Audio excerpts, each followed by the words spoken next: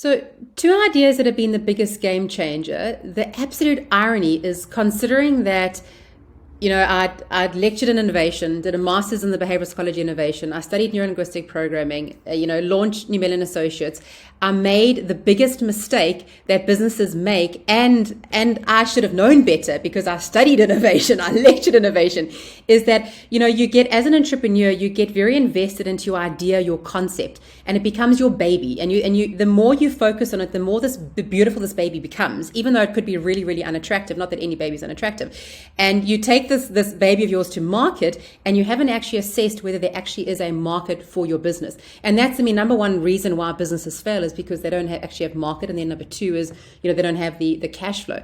So for me, is I created a beautiful website, and the language was not in the language of my clients. The language was in my language, which was incorrect. So when I stopped and I engaged with my clients and I really tried to understand what are their challenges that they're facing with respect to the services that we offer, I then took all that information. I did a series of interviews with all the executives that we do business with and completely redrafted my website. But I redrafted the website based on their wording, their terminology, and started to create products and services that were more catered to what their needs are.